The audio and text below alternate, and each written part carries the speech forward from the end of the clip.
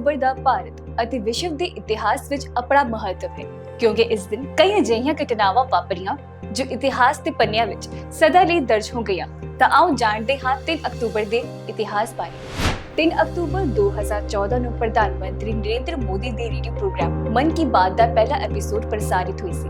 ਇਸ ਪ੍ਰੋਗਰਾਮ ਦਾ ਮਕਸਦ ਪ੍ਰਧਾਨ ਮੰਤਰੀ ਨਰਿੰਦਰ ਮੋਦੀ ਵੱਲੋਂ ਆਮ ਜਨਤਾ ਨਾਲ ਸਿੱਧੀ ਗੱਲਬਾਤ ਕਰਨਾ ਅਤੇ ਉਹਨਾਂ ਦੇ ਵਿਚਾਰਾਂ, ਚਿੰਤਾਵਾਂ ਅਤੇ ਸੁਝਾਵਾਂ ਤੇ ਚਰਚਾ ਕਰਨਾ ਸੀ। ਉਹਨਾਂ ਨੇ ਮਹਾਤਮਾ ਗਾਂਧੀ ਦੇ ਜਨਮ ਦਿਨ ਤੇ 2 ਅਕਤੂਬਰ 2014 ਨੂੰ ਸ਼ੁਰੂ ਕੀਤੀ ਗਈ ਸਫਾਈ ਮੁਹਿੰਮ ਬਾਰੇ ਵੀ ਚਰਚਾ ਕੀਤੀ।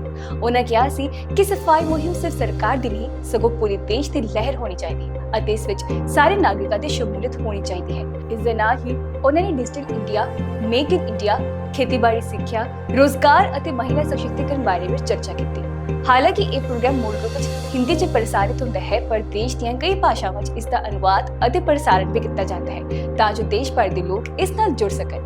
ਪ੍ਰੋਗਰਾਮ ਦਾ ਪ੍ਰਸਾਰਣ ਦੂਰਦਰਸ਼ਨ ਦੇ ਨਾਲ ਆਲ ਇੰਡੀਆ ਰੇਡੀਓ ਅਤੇ ਵੱਖ-ਵੱਖ ਡਿਜੀਟਲ ਪਲੇਟਫਾਰਮਾਂ ਤੇ ਵੀ ਪ੍ਰਸਾਰਿਤ ਕੀਤਾ ਜਾਂਦਾ ਹੈ। 3 ਅਕਤੂਬਰ 1977 ਨੂੰ ਭਾਰਤ ਦੇ ਸਾਬਕਾ ਪ੍ਰਧਾਨ ਮੰਤਰੀ ਇੰਦਰਾ ਗਾਂਧੀ ਨੂੰ ਭ੍ਰਿਸ਼ਟਾਚਾਰ ਦੇ ਕੇਸ 'ਚ ਗ੍ਰਿਫਤਾਰ ਕੀਤਾ ਗਿਆ ਸੀ। ਇਹ ਗ੍ਰਿਫਤਾਰੀ ਐਮਰਜੈਂਸੀ ਦੌਰਾਨ ਉਹਨਾਂ ਦੀ ਸਰਕਾਰ ਵੱਲੋਂ ਲਏ ਗਏ ਕੁਝ ਫੈਸਲੇ ਅਤੇ ਭ੍ਰਿਸ਼ਟਾਚਾਰ ਦੇ ਦੋਸ਼ਾਂ ਨਾਲ ਸੰਬੰਧਿਤ ਸੀ।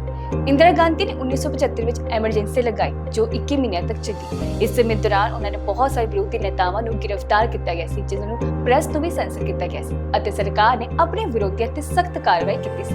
ਜਿਸ ਤੋਂ ਬਾਅਦ ਅੱਜ ਦੇ ਹੀ ਦਿਨ ਇੰਦਰਾ ਗਾਂਧੀ ਨੂੰ ਭ੍ਰਿਸ਼ਟਾਚਾਰ ਅਤੇ ਸੱਤਾ ਦੀ ਦੁਰਵਰਤੋਂ ਦੋਸ਼ ਹੇਠ ਗ੍ਰਿਫਤਾਰ ਕਰ ਲਿਆ ਗਿਆ। ਉਹਨਾਂ ਦੇ ਦੋਸ਼ ਸਨ ਕਿ ਉਹਨਾਂ ਨੇ ਪ੍ਰਧਾਨ ਮੰਤਰੀ ਦੇ ਅਹੁਦੇ ਦੀ ਦੁਰਵਰਤੋਂ ਕੀਤੀ ਅਤੇ ਭ੍ਰਿਸ਼ਟਾਚਾਰ ਕੀਤਾ ਅਤੇ ਆਪਣੀ ਸੱਤਾ ਬਣਾਏ ਰੱਖਣ ਲਈ ਗਲਤ ਤਰੀਕੇ ਅਪਣਾਏ।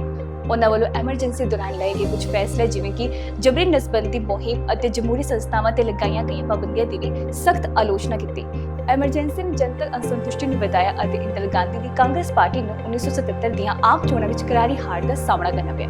ਜਨਤਾ ਪਾਰਟੀ ਨੂੰ ਵੱਡੀ ਜਿੱਤ ਮਿਲੀ ਅਤੇ ਮੋਰਾਰਜੀ ਦੇਸਾਈ ਦੇਸ਼ ਦੇ ਨਵੇਂ ਪ੍ਰਧਾਨ ਮੰਤਰੀ ਬਣੇ। 3 ਅਕਤੂਬਰ 2007 ਨੂੰ ਨਾਇਬ ਸੂਬੇਦਾਰ ਸੁਭਾਸ਼ ਚੰਦਰ ਬਾਂਦੀਪੁਰਾ ਆਪਰੇਸ਼ਨ ਦੌਰਾਨ ਸ਼ਹੀਦ ਹੋ ਗਏ ਸਨ, ਜਿਸ ਤੋਂ ਬਾਅਦ ਉਹਨਾਂ ਨੂੰ ਉਹਨਾਂ ਦੀ ਬਹਾਦਰੀ ਅਤੇ ਅਸਾਧਾਰਨ ਸਾਹਸ ਲਈ ਮਰਨ ਉਪਰੰਤ ਅਸ਼ੋਕ ਚੱਕਰ ਨਾਲ ਸਨਮਾਨਿਤ ਕੀਤਾ ਗਿਆ। ਦੱਸਿਆ ਜਾਂਦਾ ਹੈ ਕਿ ਸੁਰੱਖਿਆ ਬਲਾਂ ਨੂੰ ਖੁਫੀਆ ਸੂਚਨਾ ਮਿਲੀ ਸੀ ਕਿ ਅੱਤਵਾਦੀ ਸੰਗਠਨ ਲਸ਼ਕਰ-ਏ-ਤੋਇਬਾ ਦੇ ਜ਼ਿਲ੍ਹਾ ਕਮਾਂਡਰ ਸਮੇਤ ਕੁਝ ਕੱਟੜ ਅੱਤਵਾਦੀ ਬਾਂਦੀਪੁਰਾ ਜ਼ਿਲ੍ਹੇ 'ਚ ਮੌਜੂਦ ਹਨ, ਜਿਸ ਤੋਂ ਬਾਅਦ ਤਲਾਸ਼ੀ ਅਤੇ ਤਬਾਹੀ ਮੁਹਿੰਮ ਚਲਾਉਣ ਦਾ ਫੈਸਲਾ ਕੀਤਾ ਗਿਆ।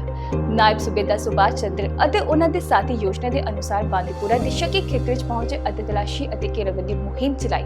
ਥੋੜੇ ਸਮੇਂ ਵਿੱਚ ਹੀ ਭਾਰਤੀ ਜਵਾਨਾਂ ਦਾ ਖੌਫਨਾਕ ਅੱਤਵਾਦੀਆਂ ਨਾਲ ਭਿਆਨਕ ਮੁਕਾਬਲਾ ਹੋ ਗਿਆ।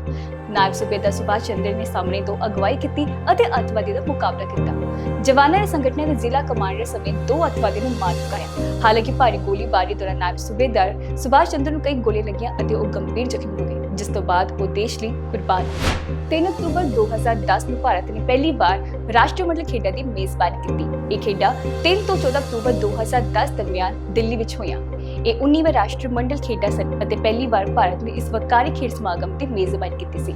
ਇਹਨਾਂ ਖੇਡਾਂ ਵਿੱਚ 71 ਦੇਸ਼ਾਂ ਦੇ ਕੁੱਲ 6081 ਐਥਲੀਟਾਂ ਨੇ ਭਾਗ ਲਿਆ।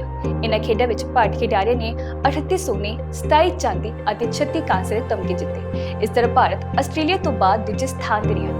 ਸਮਾਗਮ ਦੀ ਤਿਆਰੀ ਵਿੱਚ ਭਾਰਤ ਸਰਕਾਰ ਅਤੇ ਦਿੱਲੀ ਪ੍ਰਸ਼ਾਸਨ ਦੇ ਨਵੇਂ ਸਟੇਡੀਅਮਾਂ ਦਾ ਨਿਰਮਾਣ, ਸੜਕਾਂ ਅਤੇ ਆਵਾਜਾਈ ਪ੍ਰਣਾਲੀ 'ਚ ਸੁਧਾਰ ਅਤੇ ਜਨਤਕ ਆਵਾਜਾਈ ਪ੍ਰਣਾਲੀ ਸਮੇਤ ਵੱਡੇ ਪੱਧਰ ਤੇ ਬੁਨਿਆਦੀ ਢਾਂਚੇ ਵਿੱਚ ਸੁਧਾਰ ਕੀਤੇ।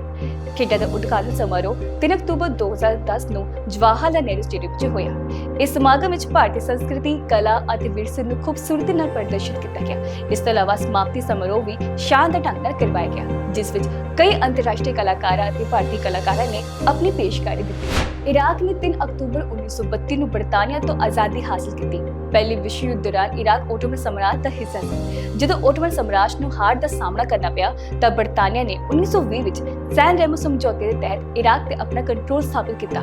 ਲੀਗ ਆਫ ਨੇਸ਼ਨਸ ਦੁਆਰਾ ਇਰਾਕ ਨੂੰ ਬ੍ਰਿਟਿਸ਼ ਸ਼ਾਸਨ ਅਧੀਨ ਲਿਆਉਂਦੇ ਹੋਏ ਇਸ ਨੂੰ ਬ੍ਰਿਟੇਨ ਨੂੰ ਇੱਕ ਆਦੇਸ਼ ਦੇ ਤੌਰ ਤੇ ਸੌਂਪਿਆ ਗਿਆ ਸੀ, ਜਿਸ ਤੋਂ ਬਾਅਦ ਹੌਲੀ-ਹੌਲੀ ਬਰਤਾਨਵੀ ਹਕੂਮਤ ਖਿਲਾਫ ਇਰਾਕ 'ਚ ਰਾਸ਼ਟਰਵਾਦੀ ਭਾਵਨਾਵਾਂ ਤੇਜ਼ੀ ਨਾਲ ਬਦਲਣ ਲੱਗੀਆਂ। 1920 ਵਿੱਚ ਇਰਾਕੀ ਲੋਕਾਂ ਨੇ ਬ੍ਰਿਟਿਸ਼ ਸ਼ਾਸਨ ਦੇ ਖਿਲਾਫ ਵਿਰੋਧ ਪ੍ਰਦਰਸ਼ਨ ਕੀਤਾ ਅਤੇ ਆਜ਼ਾਦੀ ਦੀ ਮੰਗ ਕੀਤੀ। ਇਸ ਬਗਾਵਤ ਨੂੰ ਦਬਾ ਦਿੱਤਾ ਗਿਆ ਸੀ, ਪਰ ਇਸ ਨੇ ਬ੍ਰਿਟਿਸ਼ ਸ਼ਾਸਕਾਂ ਨੂੰ ਇਰਾਕ ਲਈ ਇੱਕ ਜਾਇਜ਼ ਸਿਆਸੀ ਹੱਲ ਲੱਭਣ ਲਈ ਮਜਬੂਰ ਕੀਤਾ। ਫਿਰ 1921 ਵਿੱਚ ਬਰਤਾਨੀਆ ਨੇ ਇਰਾਕ ਵਿੱਚ ਇੱਕ ਸੰਵਿਧਾਨਕ ਰਾਜਸ਼ਾਹੀ ਸਥਾਪਿਤ ਕੀਤੀ ਅਤੇ ਫੈਜ਼ਲ ਪਹਿਲੇ ਨੂੰ ਇਰਾਕ ਦਾ ਰਾਜਾ ਬਣਾਇਆ। ਹਾਲਾਂਕਿ ਇਰਾਕ ਅਜੇ ਵੀ ਬ੍ਰਿਟਿਸ਼ ਸ਼ਾਸਨ ਅਧੀਨ ਸੀ ਅਤੇ ਬ੍ਰਿਟੇਨ ਦਾ ਇਰਾਕੀ ਫੌਜੀ ਅਤੇ ਵਿਦੇਸ਼ ਨੀਤੀ ਤੇ ਕੰਟਰੋਲ ਸੀ। ਇਸ ਤੋਂ ਬਾਅਦ 1930 ਵਿੱਚ ਬਰਤਾਨੀਆ ਅਤੇ ਇਰਾਕ ਵਿਚਕਾਰ ਇੱਕ ਸਮਝੌਤਾ ਹੋਇਆ ਜਿਸ ਨੂੰ ਐਂਗਲੋ-ਇਰਾਕੀ ਸੰਧੀ ਵਜੋਂ ਜਾਣਿਆ ਜਾਂਦਾ ਹੈ। ਇਸ ਸੰਧੀ ਦੇ ਤਹਿਤ ਇਹ ਫੈਸਲਾ ਕੀਤਾ ਗਿਆ ਸੀ ਕਿ ਇਰਾਕ ਨੂੰ 1932 ਵਿੱਚ ਪੂਰੀ ਆਜ਼ਾਦੀ ਦਿੱਤੀ ਜਾਵੇਗੀ। ਫਿਰ ਇਸ ਦਿਨ ਇਰਾਕ ਨੂੰ ਰਾਸ਼ਟਰੀ ਸੰਘ ਦੁਆਰਾ ਇੱਕ ਸੁਤੰਤਰ ਰਾਸ਼ਟਰ ਵਜੋਂ ਮਾਨਤਾ ਦਿੱਤੀ। 3 ਅਕਤੂਬਰ ਨੂੰ ਜਰਮਨੀ ਵਿੱਚ ਜਰਮਨ ਏਕਤਾ ਦਿਵਸ ਵਜੋਂ ਮਨਾਇਆ ਜਾਂਦਾ ਹੈ। ਇਹ ਦਿਨ 1990 ਵਿੱਚ ਪੂਰਬੀ ਅਤੇ ਪੱਛਮੀ ਜਰਮਨੀ ਦੇ ਮੁੜ ਏਕੀਕਰਨ ਦੀ ਯਾਦ ਦਿਵਾਉਂਦਾ ਹੈ ਅਤੇ ਇਹ ਜਰਮਨੀ ਦੀ ਰਾਸ਼ਟਰੀ ਛੁੱਟੀ ਵੀ ਹੈ। ਦੂਜੇ ਵਿਸ਼ਵ ਯੁੱਧ ਤੋਂ ਬਾਅਦ ਜਰਮਨੀ 4 ਜੇਤੂ ਸ਼ਕਤੀਆਂ ਸੰਯੁਕਤ ਰਾਜ, ਸੋਵੀਅਤ ਯੂਨੀਅਨ, ਬ੍ਰਿਟੇਨ ਅਤੇ ਫਰਾਂਸ ਵਿਚਕਾਰ ਵੰਡਿਆ ਗਿਆ ਸੀ। 1949 ਚ 2 ਵੱਖਰੇ ਜਰਮਨ ਰਾਜ ਬਣਾਏ ਗਏ, ਪੱਛਮੀ ਜਰਮਨੀ ਅਤੇ ਪੂਰਬੀ ਜਰਮਨੀ। ਪੱਛਮੀ ਜਰਮਨੀ ਵਿੱਚ ਲੋਕਤੰਤਰੀ ਰਾਜ ਸੀ ਅਤੇ ਨਾਟੋ ਦਾ ਹਿੱਸਾ ਸੀ, ਜਦਕਿ ਪੂਰਬੀ ਜਰਮਨੀ ਇੱਕ ਸਮਾਜਵਾਦੀ ਰਾਜ ਸੀ ਅਤੇ ਸੋਵੀਅਤ ਯੂਨੀਅਨ ਦੇ ਪ੍ਰਭਾਵ ਅਧੀਨ ਸੀ। 1961 ਚ ਬਰਲਿਨ ਦੀਵਾਰ ਬਣਾਈ ਗਈ ਸੀ ਜੋ ਕਿ 2 ਜਰਮਨੀ ਦੇ ਵਿਚਕਾਰ ਵੰਡ ਦਾ ਪ੍ਰਤੀਕ ਬਣ ਗਈ। 1980 ਦੇ ਦਹਾਕੇ ਦੇ ਅਖੀਰ ਵਿੱਚ ਪੂਰਬੀ ਜਰਮਨੀ ਵਿੱਚ ਲੋਕਾਂ ਨੇ ਆਜ਼ਾਦੀ ਅਤੇ ਲੋਕਤੰਤਰ ਦੀ ਮੰਗ ਕਰਨੀ ਸ਼ੁਰੂ ਕਰ ਦਿੱਤੀ। ਬਰਲਿਨ ਦੀ ਦੀਵਾਰ 9 ਨਵੰਬਰ 1999 ਡਿੱਗ ਗਈ। ਜਰਮਨ ਪੂਰੀ ਏਕੀਕਰਨ ਵਿੱਚ ਇੱਕ ਵੱਡਾ ਮੋੜ ਆਇਆ। ਇਸ ਘਟਨਾ ਤੋਂ ਬਾਅਦ ਦੋਵਾਂ ਜਰਮਨੀ ਦੀ ਏਕੀਕਰਨ ਦੀ ਪ੍ਰਕਿਰਿਆ ਹੋਰ ਵੀ ਜ਼ਿਆਦਾ ਤੇਜ਼ ਹੋ ਗਈ। 3 ਅਕਤੂਬਰ 1990 ਨੂੰ ਪੱਛਮੀ ਅਤੇ ਪੂਰਬੀ ਜਰਮਨੀ ਰਸਮੀ ਤੌਰ ਤੇ ਇੱਕ ਮੁੜ ਇਕੱਠੇ ਹੋ ਕੇ ਇੱਕ ਏਕੀਕ੍ਰਿਤ ਜਰਮਨੀ ਦਾ ਗਠਨ ਕੀਤਾ ਗਿਆ। ਇਸ ਇਤਿਹਾਸਿਕ ਦਿਨ ਨੂੰ ਜਰਮਨ ਏਕਤਾ ਦਿਵਸ ਵਜੋਂ ਮਨਾਇਆ ਜਾਂਦਾ ਹੈ।